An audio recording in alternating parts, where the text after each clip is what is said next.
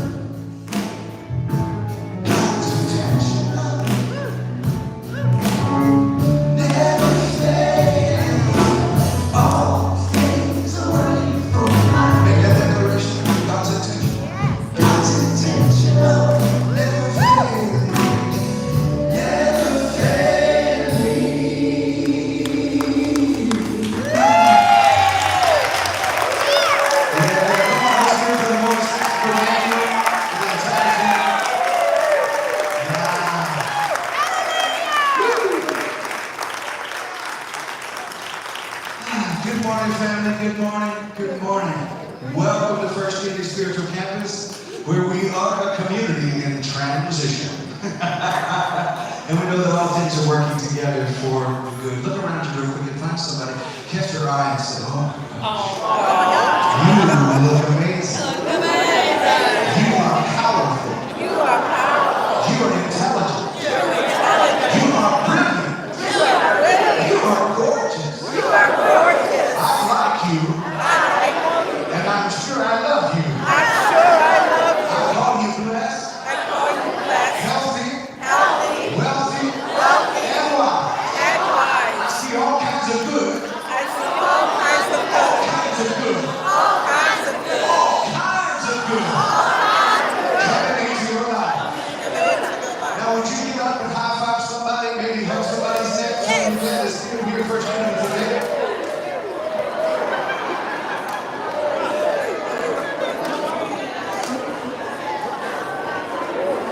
And everybody who is joining us online, we welcome you as well. We're so grateful that you're here.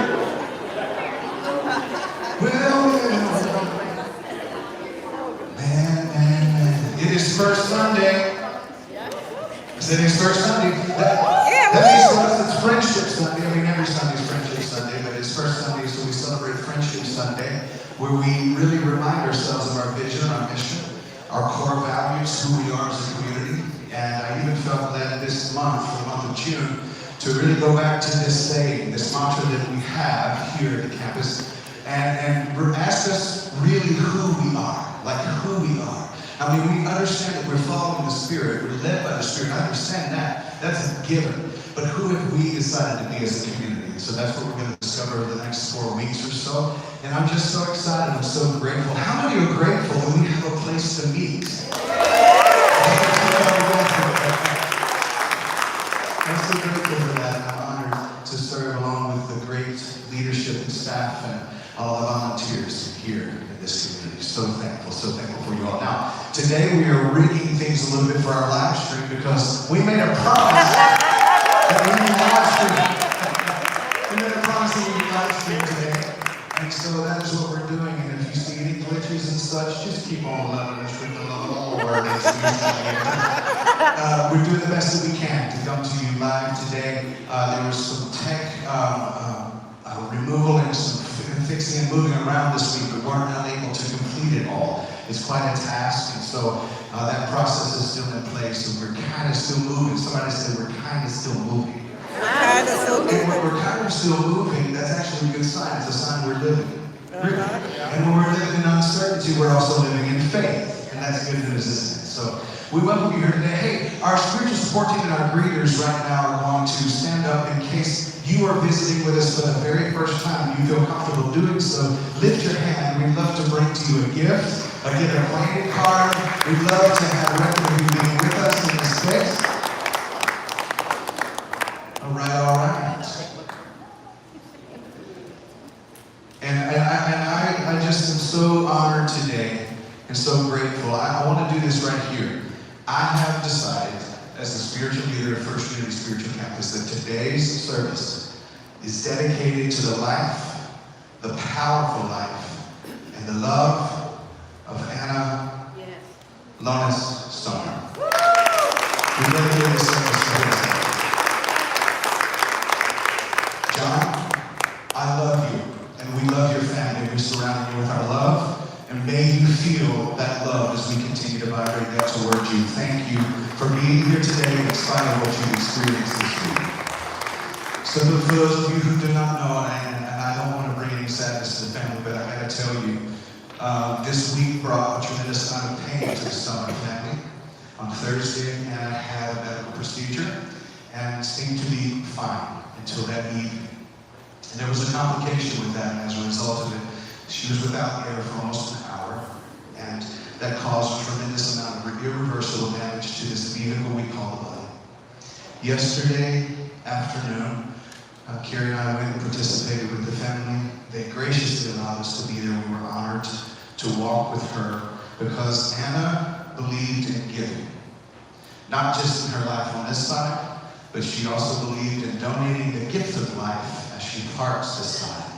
And so just because she was an organ donor, we went through an entire ceremony, and I gotta tell you something, when we turned to walk down the hall, and I get as far as our eyes could see, the hall was lined with people, staff, family, and friends, almost a football field long, who were there in that sacred moment to be with Anna in her final moments physically on this side, to give life to other people by way of her organs. And so today I just want to honor the family and honor Anna's memory.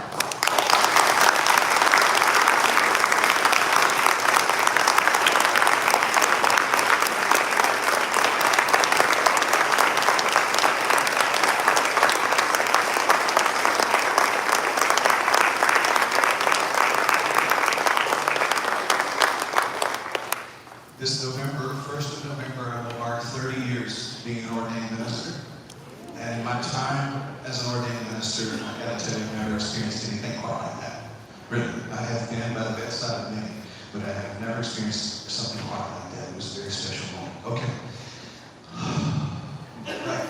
Let's take just a moment. I'm gonna ask you if you would just stand once again. I'm gonna ask you to repeat our vision and mission statement after me, if you will. We envision a world that gives. We envision a world that gives, embraces, embodies, and expresses unity. We inspire, ignite, and invigorate ourselves to pave our spiritual path. And our invocation is this: love is who I am. Gratitude is my attitude. Abundance is my nature. Well-being is my birthright. And our core values are love, curiosity, authenticity, diversity, and service. And so it is, as you're seeing, make sure that you smile and some love to someone that is seated close to you. At this time, I'm going to ask someone very special to our community who has moved the Wings Metaphysical Bookstore, and it's more than a bookstore. There's so many wonderful things there. I'm going to ask Victoria Downey if she will to come from our Wings Bookstore that's a neighbor to us now, and just tell us a little bit about what you have going on.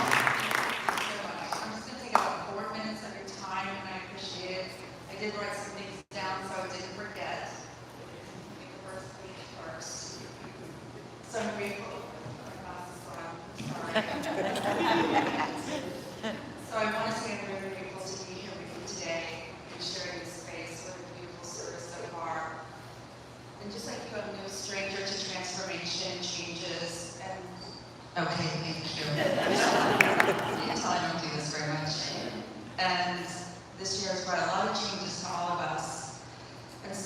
remember the birth of Wings started with this community, and the community gave Wings its start, and from there it has grown and evolved into an independent store. I think I got this now.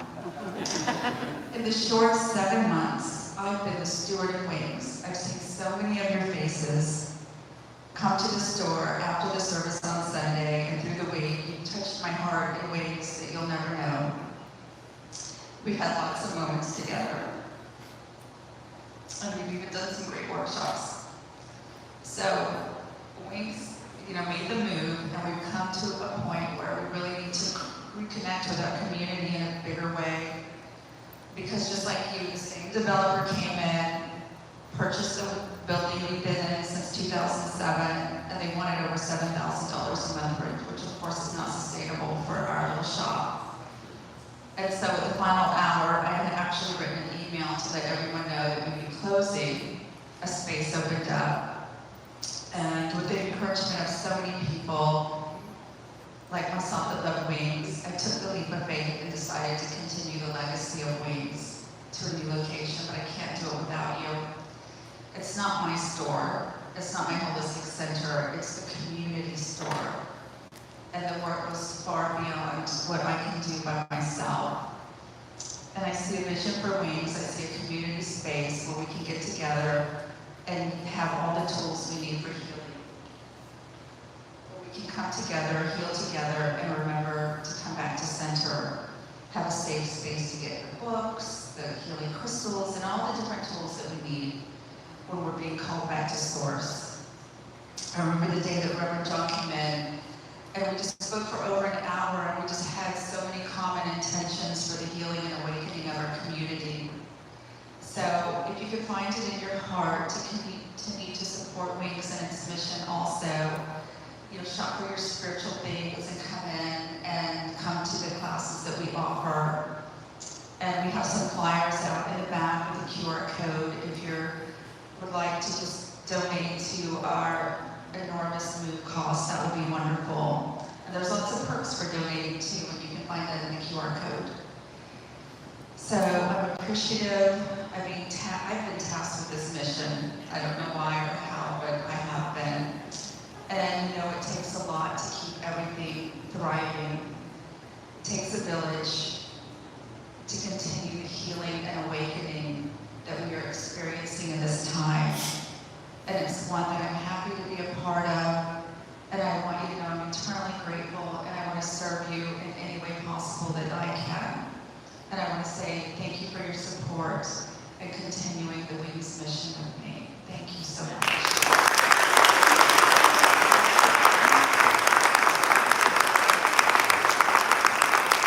Remember, on Sundays they open at noon, if I'm not mistaken. Is that right? At noon on Sundays. And so right after service, we of course have fellowship food today. But after that, go by Wings, see the new location. Go see if you can find something that'll call to you, that will be a blessing to you, help you to continue to expand your spiritual journey. I'm going to ask One Heart, our in-house trio, to come down. I believe they're going to be bringing a song. It's titled Surrender. And I'm going to ask you, they were rehearsing this just a little while ago. It was exactly what I personally needed to not just hear, but to experience. And sometimes all we can do is surrender. I have said more than one time this last week, man, there's just not always an answer to every question. We have so many questions about why sometimes. And to me, I've learned that sometimes just praying the word help is one of the best prayers we can pray. Our friend Dr. Michael Beckwith says that help is simply hello, eternal loving presence. Hello, eternal loving presence. And it's saying hello, and it's in that hello that we ignite that spark within us. And we call ourselves up just a little higher so we can be open to hear. So I'm inviting us today. I'm joining you in this, but I'm inviting us into complete and total surrender. You can trust this love that's loving you.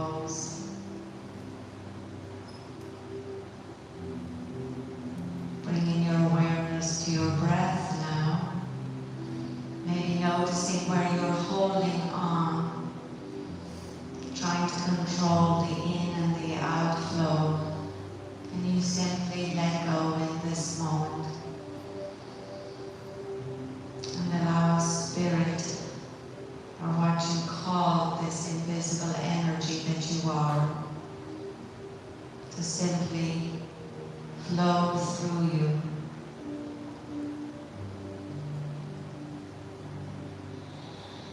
Use your exhale breath to release and let go of the tension.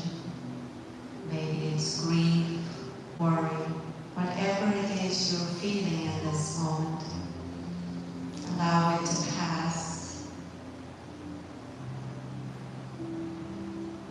Noticing now your spine as it connects to the back of your chair, the back of the pew, wherever you are. And with your next exhale breath, can you notice how you can allow your shoulder blades to deeply surrender into this present moment?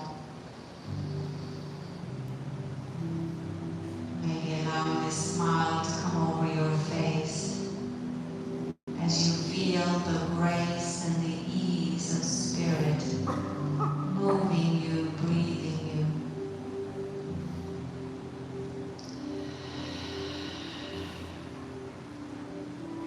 And then moving down past your sits bones, wherever you're seated, and doing any minor adjustments here as you prepare your body to sit and totally let go.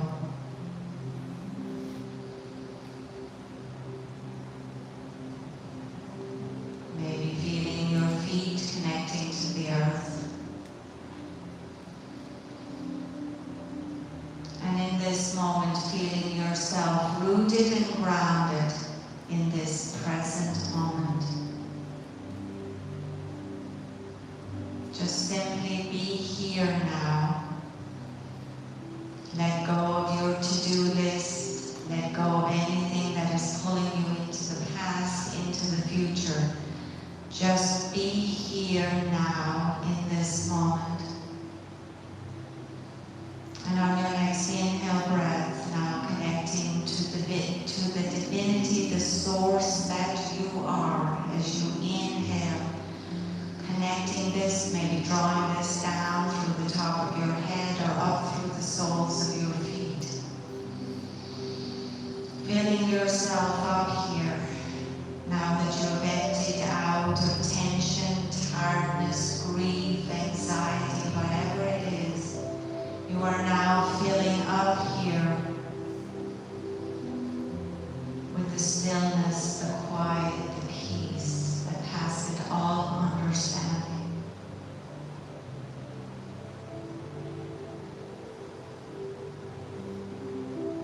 And I'm going to invite us all to rest here, just like we rest beside a flowing stream.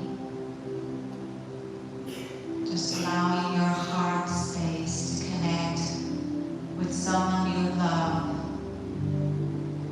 maybe someone in spirit, or maybe sitting here as you dwell with the indwelling spirit that is you. And for about a couple of minutes, just rest in the stillness and the silence.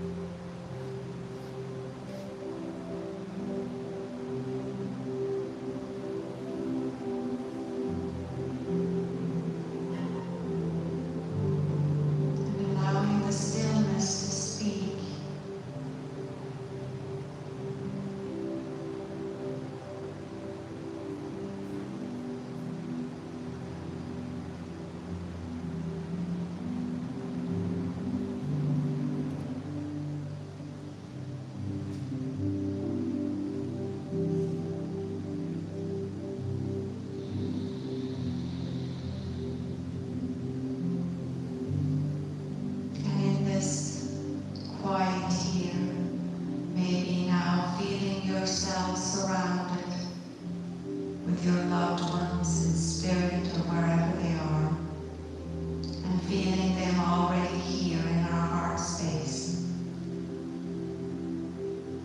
And I'm going to invite Ian and Anna, Lola, Stoner, who I always saw every Sunday. And we know that you are with us in this moment, as with all of our loved ones who have gone before us. And we know that you are always here with us. When we stop and quiet our mind, you're just right here with us. So feel this in whatever way we need to connect for about another few cycles of breath.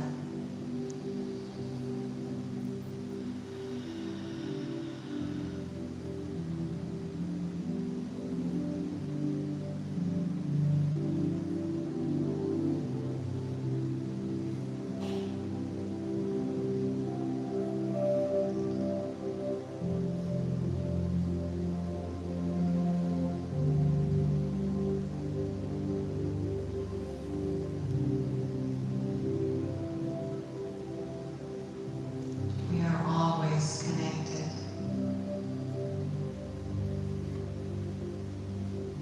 When we stop and quiet the mind, allow our heart to ease. And so now maybe allow a smile to come over your face. Give yourselves a hug. Maybe invite your loved ones in with you in this hug. And just feel that loving embrace that they do always give us. We're just not listening or paying attention. Can you feel this in this moment? And so now slowly lengthening the inhale breath and the exhale breath, bringing our awareness back to this room, this space, keeping our eyes closed. And just feeling, why is it we don't allow ourselves to surrender more?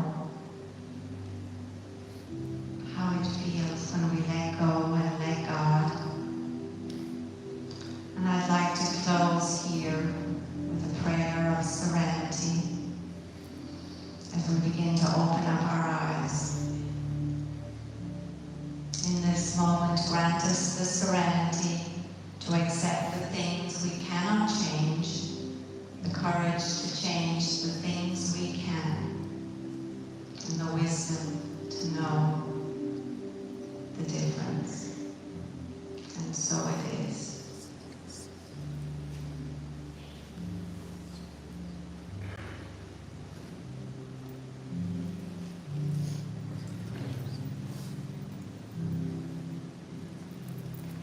And I'll ask you if you would go one more time to embrace yourself, give yourself a good hug.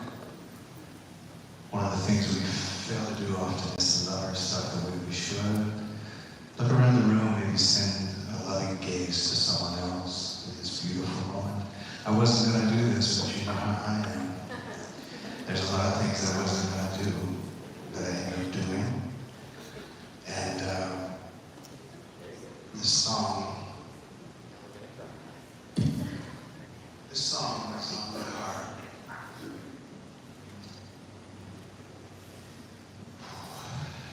Wow, what a week, folks. What a season we're in. Don't be seized by the season. Don't be a prisoner to the season. Remember, every season comes to pass. In fact, look at your neighbor. Say, neighbor, everything comes to pass. Nothing stays the same.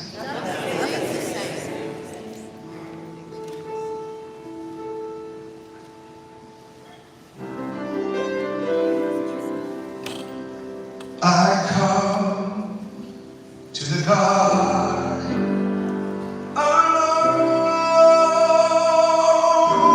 while the dew is still on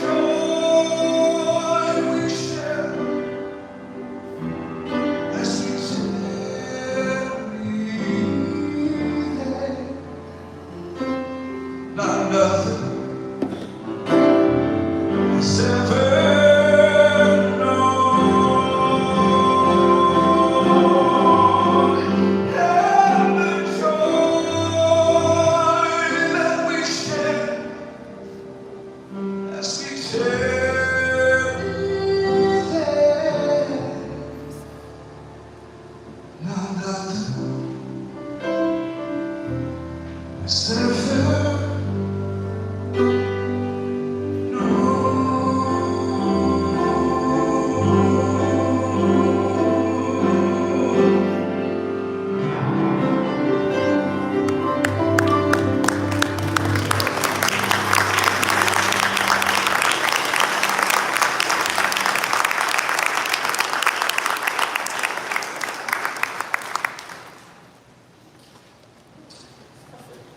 All right. One of the things that I heard Ricky Byers do years ago was shift that second verse to she. And I think William Paul Young took a cue from that when William Paul Young, writing the book The Shack, decided to make God a black woman. And that was a good call, William Paul. How you hear it? My papa, Carlton Pearson, would say, how you dying? He said, that's really what people mean when they ask you how you hear it. They really ask you how you dying. And some days you say, I ain't dying so good today. Maybe I'm dying better tomorrow. All of us are cycling through life and death, burial, and resurrection. It's a part of the cycle of being here on this planet. And yet we all know, we really know down in the deep part of us that there is just a thin veil between us and that other iteration. That life cannot be ended because everything is energy. You can't destroy it nor create it. You can change the shape of it, maybe. You can shift the way it looks on its external, but energy is ongoing and it continues to live. And so as we sit here today, I'm aware of that in my internal being as a result, but it gives me joy. It gives me a sense of peace. And I'm not just trying to talk myself out of grief. I really do have a sense of peace and a sense of well-being and a sense of knowing that all things are working together for my good. When they started singing that today, I was like, oh, come on now. Feel the presence in here. And Daniel, that's a singer.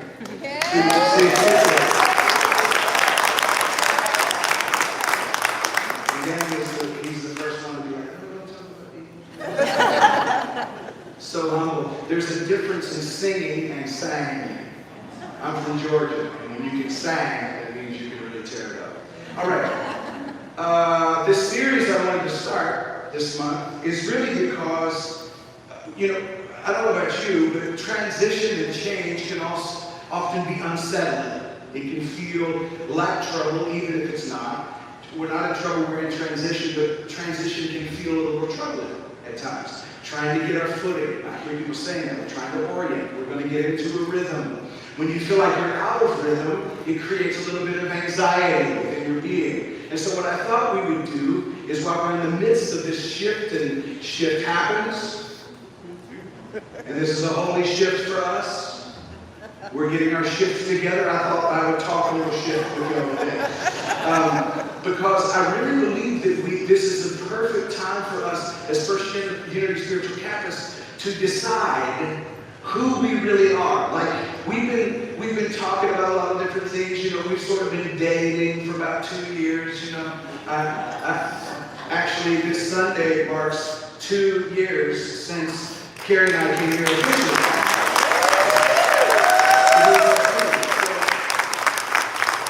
It's very meaningful to us. This lady here, in fact, I'm going to ask you to come up here. I know that you're in the midst of running the live stream, but I have to give honor where honor is due. This woman here is a powerhouse.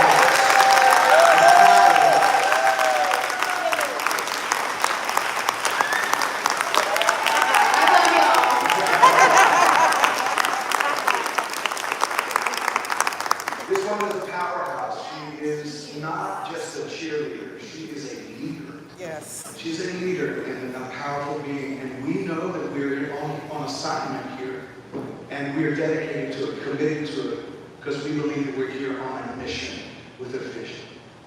And I want to make that clear. I want us to clarify who we are, because sometimes with the chaos in the world, it can get a little unclear. It can get foggy. It can start feeling a little murky, especially if you go through the dark night of the soul. There's no night light in there. It just feels like dank darkness. And I want us to have a clear direction. Because, it actually says in the Proverbs, an ancient proverb, a people without a vision will perish. So you would think that the converse of that is a people with a vision would succeed, would be ongoing and growing, glowing and flowing. So I want us to be clear about what our vision is. I want us to be clear about what our core values are as a community. Now, we're still working on memorizing those. But I ask you this. How many do believe that our number one core value is love? Yeah. We have a core value that we call authenticity. One of the things I have preached since I've been here is that authenticity is more important than good theology. You can have all the great theology and doctrine in the world, and if you're not authentic, if you're not genuine, if you're not real, then you don't have enough equity with people to even share your doctrine or your theology. So authenticity also. And how many believe that curiosity is also a core value? We're curious. We're not slammed shut by belief. We're curious. We're allowing ourselves to be flexible, allowing ourselves to have what's called in Zen Buddhism, the Zen Bardis, which means to have a beginner's mind. We're allowing ourselves to constantly be able to expand, to continue to expound on and grow in the truth. I mean, even in the Christian Bible, it says, in God or in the presence, we live, move, breathe, and have our being. It implies that there's growth, there's expansion. And so we always want to be curious. We are a diverse community. Do you agree with that? Yes. We believe in diversity. Racial diversity, religious diversity, sexual orientation diversity. Welcome to Pride Month, by the way, everybody. Welcome to Pride Month. And I know that there's some people who struggle with that. I put it up yesterday. That this pastor loves you and fully accepts you, and I have a nice, beautiful rainbow with the colors. And then I had an inbox immediately following that. People trying to figure out what's happened to me. But I'm like, where have you been for the last 20 years of my life? I mean, there's nothing new here. You want me to catch you up? I'll be glad to. And so I had to catch them up on who we are and who I am. So we believe in diversity. Because we believe that diversity is the beauty of the presence of God showing up in multiple forms. And inviting us to challenge our own strong held beliefs. And also, last but not least, service. And when we say service, we're talking about serving each other with that love and curiosity, diversity, authenticity. And we're talking about serving this local community with that. But we're not just interested in just this local community. We're also interested in influencing the world toward a better, more broader, open vision version of God. Now, I know some people say that's audacious, and who do you think you are? That's exactly why I've asked us into this series. Who are we? So that when people say, who do you think you are, you can actually be able to answer the question when it's given. So, we have this mantra around here that's cute. It says, love is who I am. Gratitude is my attitude. Abundance is my nature. Well-being is my birthright. And I thought, do we really believe it? Or should we unpack that? Somebody say unpack it. Unpack So I it. decided that that's what I want to do in the month of June. If we're settling ourselves for a season right here, I want to remind us of who we are. And if we're going to say the mantra, I want us to really embody what it means. Yes. If you don't embody it, it's not a value. So, see, the thing is, here's 3 areas I'd like for us to consider today as we look at love as who I am. 1, love in our words. But how many know talk is Cheap. some of y'all have the cliche in here. Talk is what? Cheap. That's because it won't cost you much. You can say all kinds of things. And these days, you can say all kinds of things. It doesn't matter if it's true or not. Most people are not looking for the truth. They're looking for something to prop up their agenda. Can I get a witness for somebody? Amen. I mean, these days, it doesn't matter what you say. You even got recorded saying something completely the opposite. They play the recording for you, and you still double down that you never said that. And if you're really sharp, you blame it on AI and somebody else in the other side church. It's not real. So there's a lot of people who are not really looking for authenticity or truth, looking for something that'll prop up their agenda. So talk is cheap. But the next level I'm inviting us into is level 2, action. Not just what we say, but what we do. And how many of you know that if you have a combination of those two, it's a pretty powerful life? About any principle. If you have a principle where not only do you align your words, but you also align your actions, that's a pretty powerful showing. Anybody else agree with that? In your relationship with somebody else, in your relationship with people on your job, in your relationship with a husband or a wife, or with your children, with friends, if you have somebody who follows their words with their actions, do you feel like you can trust them? A little bit of safety there. Yes. Yeah. That's what I'm talking about as First Unity Spiritual Campus. Let's align our words and our actions. Here's how we do it. Because that's the key. Here's how we do it. Not only through words and actions, but a practice and a discipline that leads us toward the actions and the words in alignment. In other words, I'm asking us to do something really flippin' cool. And that's become disciples of love. That's where the word discipline comes from. To become a disciple of love. To follow it. To act like it. To be it. To embody it. Ram Dass would say, this whole thing is basically the path of the heart. See, we get stuck in our heads. We even call meditation mindfulness. I like to call it mindlessness. Less mind. Less ingested by mind. But we've been intellectually driven. This is why people will say, I had a gentleman say it yesterday, you are not theologically sound. And you should come back to your first love. And I went, dude, let me tell you something. I gave up my theories for the truth, and what a blessing it was to become free. Sound theology based on what? Whose interpretation? I said, bro, let me tell you something. The Bible says that the Word becomes flesh and dwells among us. If you let the truth set you free, it will set you free. It will create a pathway toward making you free, which means you'll be created in the likeness of the image of God all over again. That's what it means to be born again. Is to shift out of theory and shift into the knowing. And you do that through the heart, not through the brain. The brain has all kinds of craziness going on. I'm going to talk to you over here. Y'all might agree with me. This brain, you don't want... Somebody said to me one time, said, I wish I could get in your head for just a few minutes. And I went, no, you do not. No, wear a hazmat suit, a helmet, shoulder pads. Come prepared. Pack a lunch. There's a lot happening. And this, I'm not saying we should lose our minds, but I try to go out of my mind at least once a day. To allow this mind to be in me, which also was in Christ, which also was in Siddhartha, which also was in Natsu, which also was, this mind to be in me, to in some way take over and move me through the heart. We've been an intellectual group of human beings for a long time. We can see the proof of it in how technology has grown and how other things have happened. We've become so convenient that we're inconveniencing the planet and ultimately our own selves.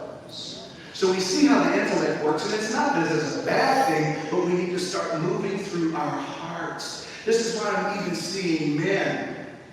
Boy, men become more sensitive, more open, more in tune with their feminine nature. And when I say that, there are some dudes that go, no,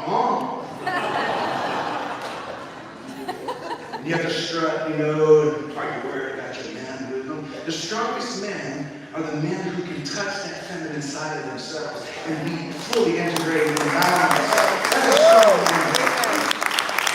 The strength is not in how quickly you can buck up and get ready for a fight. Your strength is in the ability to be wise enough to never fight, because there's always a better solution than fighting. You won't find that without tapping into the love that is in the heart. Living our life through the heart. 1 John chapter 4, verse 8 in the Christian Bible says this. God is love. Amen. John was known as the disciple that Jesus loved. I don't like that terminology because I believe Jesus loved all of those But John was known as the disciple who would lay, it actually says in the Bible that he would lay his head on the chest of Jesus and just be there with his heart. Just be in that space with his heart. Actually wanted to hear the heartbeat of the Master Jesus. So this is probably why he's called the one that Jesus loved. I mean, you got St. Peter, Peter's ready to pull a sword and fight for his Jesus. Like, you're not messing with my Jesus. Then you got Judas who said, how much you got? You know what I'm saying? And he's playing his part too, by the way. And then you got John who says, oh, it's all love. That's the guy I want to be. That's the guy I want to be. That's why you'll hear me at the back of this room as we leave out of here today when I hug you and people say things about how the service was and all that. It's all love. My favorite words to say. They literally roll off of my lips. It's become the theme of my life. That it's all love. And John said, after traveling with Jesus, after being with him with all the miracles that are talked about in the Gospels, God is love. That's it. Deduced it all down to God is love. And he said this, he said, the person who doesn't love doesn't really know God. Because God is love. So I say it this way, love is God. God is love. We are of that same substance. Therefore we are love. Because whatever God is, you are. It's impossible to not be that. Because you have come out of that same emanation and manifestation. You've come out of that same source. Everyone in this room was birthed from the same space and place as the person sitting next to you. This is why judging each other is judging yourself, because you are of that same substance. You are already divine. There's nowhere to get to, nothing to really accept. It's just a matter of you waking up to the reality of who you really are. So you are love because God is love, and you are in God, and God is in you, irrevocably and eternally without separation. Now, religion won't tell you that because it's bad for business. Got to keep you just out so you'll pay the toll. There's no toll here. It's all free. And you are that very presence. I like how Rumi says this. Be foolishly in love, because love is really all there is. I'm a fool for being the love guy. Line me up with every fool you can locate, because I'd rather be in that line than in the other line. That's foolish. I'm down with it. Because, when I first started talking about love all the time, I had these preacher friends of mine, they still watch. We do. They used to say, you can't just talk about love. You have to talk about the full counsel of God. And I said, well, as soon as you get the full counsel of God, would you bring it to me in a book? It's called the Bible. No, it's not. 66 books or 73 if you're Catholic. Who's counting? Dead Sea Scrolls, you got those too. What about the agnostic gospels? Which ones of those? We're going to read. You're going to leave to read the Gospel of Mary Magdalene, or you're going to throw it out because you thought she was a hooker. You're going to read the Gospel of Judas because of betrayed Jesus. What book are you talking about? You are the walking testament of God. This is why St. Paul said to be living epistles. And if love is foolish, because I'd rather be a fool. So, Bob Dylan, the great prophet with a guitar, said this. Love is all there is. It makes the world go round. Love and only love. It can't be denied no matter what you think about it. You just can't do without it. Take a tip from one who's tried. So you just can't do without love. Take a tip from one who has tried. I love this. Rabindranath Tagore said, love is the ultimate meaning of everything around us. What? It's the meaning of everything around us. And he said, it's not a mere sentiment. It is the truth. It is the joy that is at the root of all of creation. The foundation of everything, my friends, is love. And if we are reduced to nothing but love, a at least we'll find a foundation that is sure. We will find what Meister Eckhart called the ground of being. It is the creative force. You can't live without it because love brings forth life itself. So when we say love is who I am, we are calling forth the life force of all of creation. And when we're living love, we're literally being God in the planet. And some people say that's blasphemous. I say it's blasphemous to not do it. The true original sin is believing that you're original sinner and never reaching that place of your true identity. Transgression against God is not being fully divine in your human experience. Ooh, getting quiet up in here. Love is the essential ingredient. Without it, we cease, friends. And it is the thing, if we don't do anything else, as First Year Scripture tells, it is the most important thing we ever do, is to develop our love. Truly develop our love.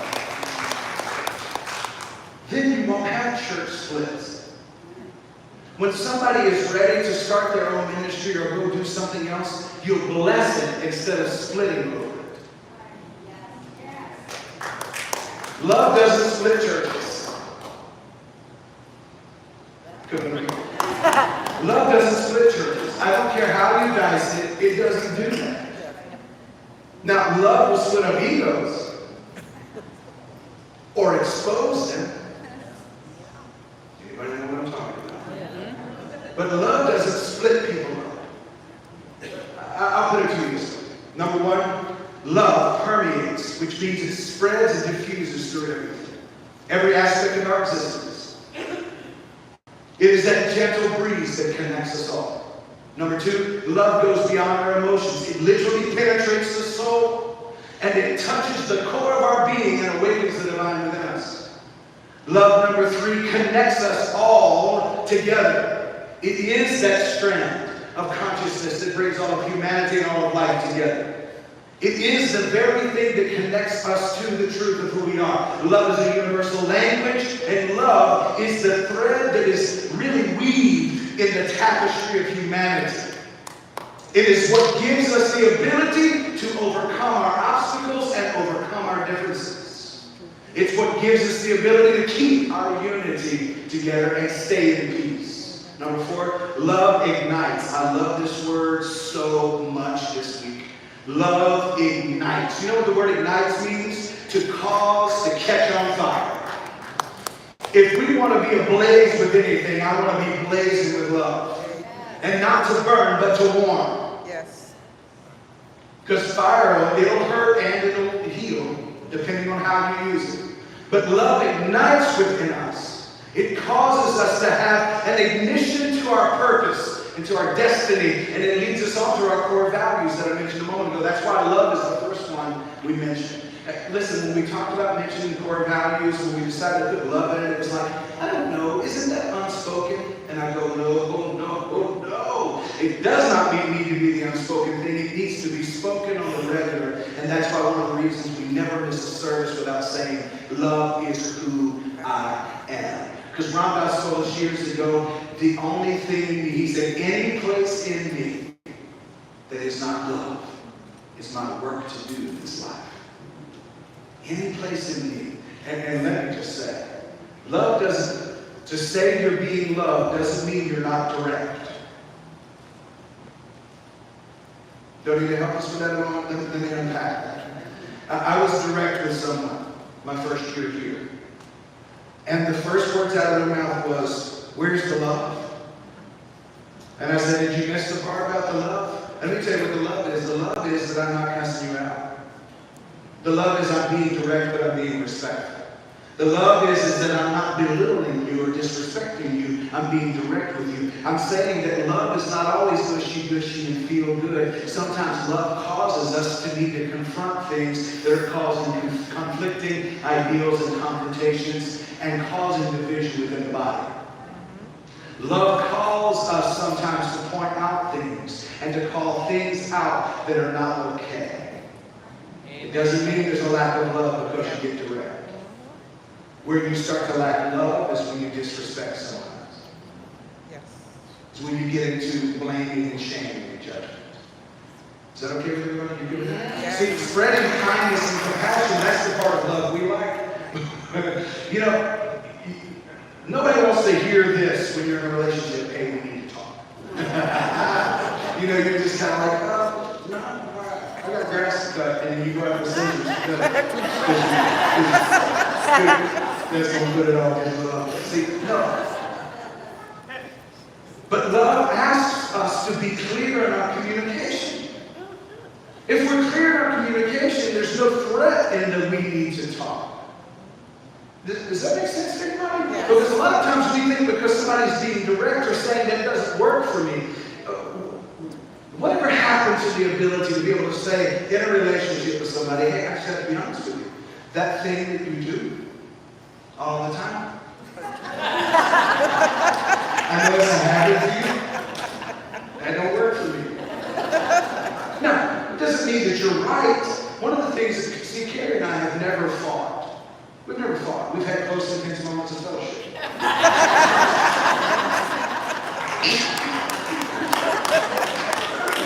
But one of the things that we have learned to do with each other is to say, hey, listen, I'll be honest with you, I don't see this the way you see it. I mean, I'd like to because I really want to understand it, but I don't see it the way you see it. And we've also had to realize that you need to choose your battles. Sometimes it's just your ego, and sometimes it's just the thing that bothers you is asking you to ask why it bothers you. But in relationships, my friends, love is not always, again, she came up here, she hugged me, she kissed me on it, so good. She gave me 2 kisses right here in front of everybody. But it's not always that. Sometimes it is, hey, we need to talk about finances. Hey, we really need to talk about the way we deal with this situation. Hey, we need to talk about how we're dealing with our children right now. Hey, listen, we need to talk about work and family life balance right now. It is okay to have those conversations. Love invites us into honesty, transparency, and authenticity. And I'll tell you this, love does not operate in denial and spiritual bypassing. If you have, I know some people that are like, they ain't on time for anything. And they feel like that's okay because time's not real. In the grand scheme of philosophy, I understand that eternity is ongoing. And okay, time's not real. But if you've had an agreed upon appointment and you never show up on time, you're not in love because that's disrespectful to the people that you agreed to be with on time. Does that make sense? Yes. And in love, it's okay for us to be able to say that. And if it's never defensiveness, listen, you'll never be defensive if you have nothing to defend. So when somebody's defensive, allow them to defend whatever it is they need to defend, but don't ever diminish the value of the seed planted. Sometimes love tells you, I planted this seed, I told you this doesn't work for me. You decide what you're going to do with that and back away from it. But my friends, love helps us to put our defenses down and not enter rooms with swords, but enter rooms with olive branches, with a desire to understand each other. In closing, love is timeless. It doesn't expire. Love will not expire. It may shift in how you utilize it. It may shift in how you feel through the process. But love does not have an expiration date. I wrote it this way. It's the timeless and unwavering presence that guides us through life's ups and downs. Love is the powerful force that supports us through our life's challenges and reminds us that we are never, never, never alone. Love gives us the strength in difficult times. Love connects us to all the beauty around us. Love hopes all things, believes all things, endures all things. And that's why love never fails. If we don't get anything else right at First Unity Spiritual Campus, my God, friends, let's get love right.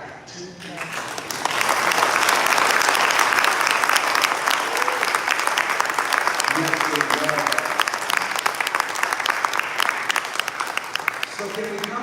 say that love is who I am? I mean, if you can't today, that's fine. But can you say it and call it forth from here on out? And maybe start that mantra a little different than you did before today. And as you say, love is who I am, this love permeates everything around you. This love connects you to everything. This love invites you to transparency and honesty. This love invites me to be gentle and compassionate. This love invites me to be direct and clear with my communication. Can we move past words to actions through the practice of love and become disciples of love? You know, in the first service, somebody even said to me, they said, you know, I've had an issue with the word God because of so much baggage that goes along with the word God. Could we not just start using the word love? And my answer to that question was, of course you can. Because what you call it doesn't make it change. But whatever works for you. I said, in fact, one of the reasons that I use the word God is simply because it's still a language in our human experience that people understand what you're talking about. But yes, the truth is that you can replace the word God with love anytime you get ready. I mean, even the disciple whom Jesus loved would tell you that's cool. Because he said it in 1 John 4:8 that God is love. And let me say this. If you worship love the same way you claim to worship God, what would change about your life? Because if God is love and love is God, then why not worship love? And the word worship just means to place high value on. That's really all it means. How about we place high value on love, make that our main thing, and everything else will line up. That's what I'm doing. That's what I'm going to share with you today. I love you.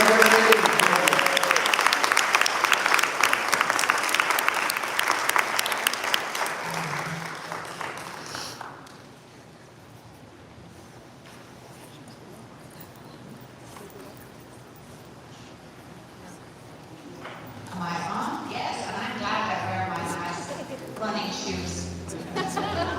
So, as the ushers start to get into position, and we just want to say we love you, Reverend John, for that wonderful message. And also, when we love, we ask for what we need. So this is our time during our service where I like to say hello and thank you to everybody online for your ability to give and to support us. And as the ushers get into place, if there's anybody who needs an envelope with a pencil, if you need to record for tax donation purposes, just raise your hand and they will bring you an envelope and a pen. So there are several hard hands up there. Asking for what we need is what we are all about. So ushers will hold the positions until after the prayer of abundance. Just reminding all of you that we have 5 ways to give. Text to give at 833-691-6105. Just enter the text amount. Second way we give here at First Unity is we do have our own app that you can download, follow the yellow prompts. Third way to give is to set up our auto giving program. You never have to worry about where your gift is going, it just keeps on going. Fourth way to give is to mail in here to First Unity. Make sure that you mail it to the post office box. And finally, there is a QR code, so you can access that online, also on the plate that the ushers are holding up if that comes by. And I will ask you, as we are now back into pews here, that you lovingly pass the plate. So we know that there are several ways to give. Don't feel embarrassed because you have been given another way and you think, oh, nobody thinks I'm giving. You are. So just bring your loving energy. Maybe send a loving, gentle, short prayer of gratitude as the plate passes. And so now I invite you all, those of you at home online, and those of you here who are willing and able, if you would like to stand, and we'll say the prayer of abundance together.